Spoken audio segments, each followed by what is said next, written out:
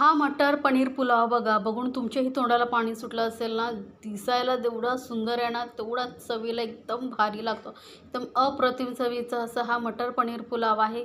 साहित्य खूप कमी लागतं. मसाल्यांचा कमीत कमी वापर करून आपण हा मटर पनीर पुलाव बनवलेला आहे. एकदा नक्की बनवून पहा. नेहमीपेक्षा थोडा वेगळ्या पद्धतीने बनवला आहे, त्यामुळे तुम्हालाही खूप आवडेल. जबरदस्त टेस्टी असा हा मटर पनीर पुलाव आहे. घरी नेहमी एकच प्रकारचा राईस खाऊन कंटाळा येतो. मग त्यामध्ये वेगळं काहीतरी बनवायचं असेल तर हा राईस मटर पनीर पुलाव एकदा नक्की बनवता. त्यासाठी इथे बघा 2 कप मी बासमती तांदूळ 1-2 वेळा धुवून पाण्यामध्ये असं भिजत ठेवलेला आहे.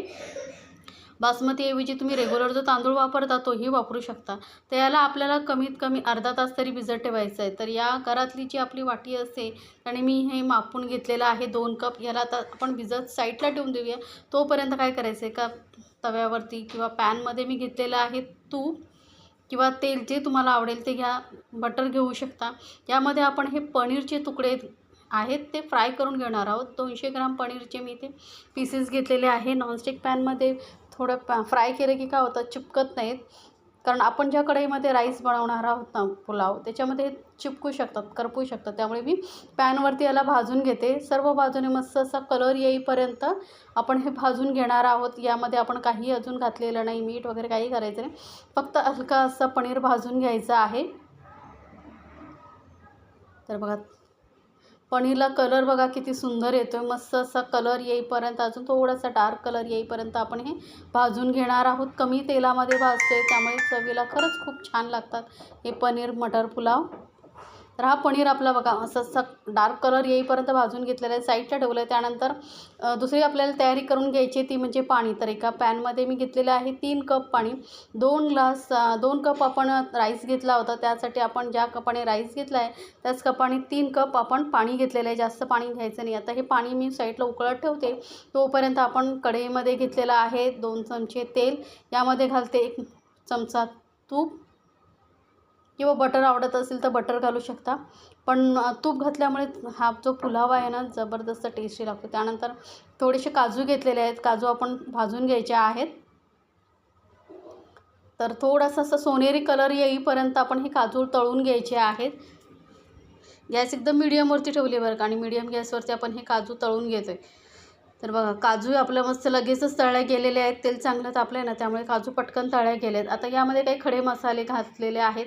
तर चहा जिरं घेतलेले, 2 हिरव्या वेलच्या, लवंग, दालचिनी, काळी मिरी आणि तेजपत्ता 2 घेतलेले आहेत. खडे मसाले नक्की घाला. त्याचा जो फ्लेवर आहे ना राईसमध्ये छान येतो, कारण आपण इतर सुखे मसाले वापरणार नाही आहोत जास्त.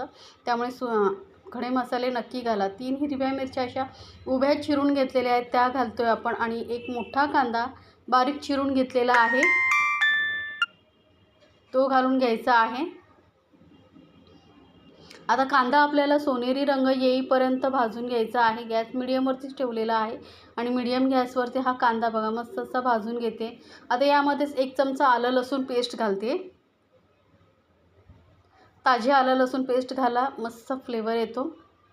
तर बघा, आलं लसूणचा कच्चेपणा जाईपर्यंत आपण हा कांद्याबरोबर परतून घेणार आहोत. गॅस मीडियमवरतीच ठेवला आहे अजून, लक्षात ठेवा. मीडियम गॅसवरतीच आपल्याला ही सर्व प्रोसिजर करायची आहे. आता कांदाही आपला चांगला असा भाजला गेलेला आहे. आलं लसूण पेस्टही चांगला कच्चेपणा गेलेला आहे. त्यानंतर यामध्ये घालायचे आहेत मटार. तर मटारचं प्रमाणही तुम्ही तुमच्या आवडीनुसार कमी जास्त करू शकता.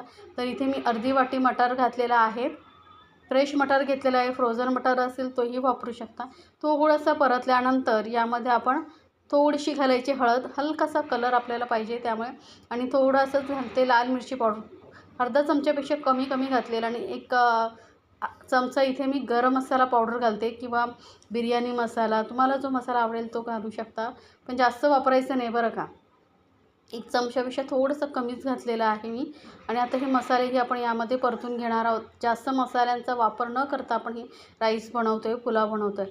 त्यानंतर आता हे तांदूळ, आपण जे बासमती तांदूळ भिजत ठेवले होते त्यातलं सर्व पाणी काढून घेतलेलं आहे आणि ते तांदूळही यामध्ये घालायचे आहेत आणि हलक्या हाताने फक्त आपल्याला मिक्स करत जायचं आहे. लक्षात ठेवा, तांदूळ भिजलेला आहे त्यामुळे काय होतं पटकन तुटू शकतो. तांदूळ भिजवलेला आहे त्यामुळेच आपण काय करणार आहोत यामध्ये पाण्याचं प्रमाण कमी ठेवलेलं आहे. नाहीतर नॉर्मली काय करतो आपण जेवढे तांदूळ घेतो ना त्याच्या दुप्पट पाणी वापरतो. पण इथे तांदूळ भिजत ठेवलेला होता त्यामुळे आपण 1 कप पाणी कमीच वापरायचं आहे. नाहीतर काय होईल तांदूळ जो आहे शिजल्यानंतर चिकट होईल. मोकळा मोकळा असा आपला हा पुलाव होणार नाही. तर आता ते तुपामध्ये थोडा वेळ राईस परतल्यानंतर यामध्ये घालूया पाणी. पाणी चांगलं बघा उकळतं करूनच घालायचं आहे.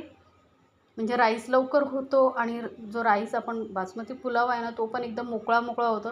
जास्त असं चिकट वगैरे होणार नाही. त्यामुळे थंड पाणी न घालता चांगलं उकळतं पाणी घालायचं. मिक्स करून घेऊया. वरून घालूया मीठ चवीनुसार. आता पटकन मिक्स करून घेऊया आणि याला आता मध्यम गॅसवरती आपण असं शिजून देणार आहोत. आधी याला झाकण वगैरे काही ठेवायचं नाही. कवर करायची काही गरज नाही. मिक्स करून घ्या हलक्या हाताने आणि याला शिजत ठेवायचं आहे मीडियम गॅसवरती. तर बघा आता पुलावमधलं जे आहे जास्त करून पाणी आटलेलं आहे. आता यामध्ये ना आपण घालणार आहोत पनीर काजू. तर मी काय करणार आहे थोडे पनीर आणि थोडे काजू घालते आणि थोडेसे आपण नंतर वापरणार आहोत डेकोरेशनसाठी वरून. तर थोडंसं मी ठेवते साईडला करून. तर काजू आणि पनीरचे पीसेस मी इथे घालून घेते आणि मिक्स करून याला आपण मस्त असं शिजवून घेऊया. पूर्ण पाणी आटेपर्यंत आपल्याला आता गॅस मंद करायची आणि मंद गॅसवरती आपण हा राईस जो आहे पुलाव आहे आपला शिजवून घेणार आहोत. पूर्ण यातलं पाणी आटलं ना की मस्त असा मोकळा मोकळा आपला पुलाव तयार होतो. तर बघा पाणी पूर्ण आटलं. आता याला कवर करून आपण मंद गॅसवरती 5 मिनटं ठेवून देऊया. त्यानंतर चेक करायचं बरं का मध्ये मध्ये पाणी यातलं आटलं आहे की नाही. तर 5 मिनटाने बघा यामधला पूर्णपणे पाणी आटलेलं आहे आणि जो पुलाव आहे आपला एकदम मोकळा मोकळा झालेला आहे. जराही चिकट वगैरे झालेला नाही आहे. त्यामुळेच पाण्याचं प्रमाण तुम्ही मी सांगितल्याप्रमाणे वापरा. तुम्ही घरातली कुठलीही कप वाटी घ्या. पण पाणी जसं 2 कप राईस घेतला तर त्यासाठी 3 कप असं प्रमाण वापरा. त्यासाठी तुम्हाला काय करायचं आहे बासमती तांदूळ थोडा वेळ भिजत ठेवायचे. आता हे बघा मस्त एकदम मोकळा मोकळा असा आपला हा पुलाव झालेला आहे. वरून काजू आणि पनीर लावलेला आहे. मस्त असा आपला राईस दिसतो आणि खरंच चवीला एकदम भारी लागतो. तर नक्की बनवा आणि मला सांगायला विसरू नका बरं का तुम्हाला ही रेसिपी कशी वाटली. अशा छान छान रेसिपीसाठी आपल्या चॅनलला सबस्क्राईब करायला विसरू नका. सोबतच बेल आयकॉनवरती नक्की क्लिक करा म्हणजे माझ्या नवीन रेसिपीची नोटिफिकेशन लगेचच तुमच्यापर्यंत पोहोचेल. तर हा गरमागरम असा मटर पनीर पुलाव आपला झालेला आहे तयार. तर नक्की बनवा आणि आपल्या फॅमिलीसोबत एन्जॉय करा. गरमागरम मटर पनीर पुलाव जबरदस्त टेस्टी. बनवायलाही खूप सोपा तेवढाच चवीलाही एकदम भारी. बाहेरून आणणं विसरून जाऊन पुलाव वगैरे आणि नेहमीच या पद्धतीने बनवाल एवढा जबरदस्त टेस्टी लागतो. तर मला सांगायला विसरू नका बरं का तुम्हाला हा पुलावची रेसिपी कशी वाटली.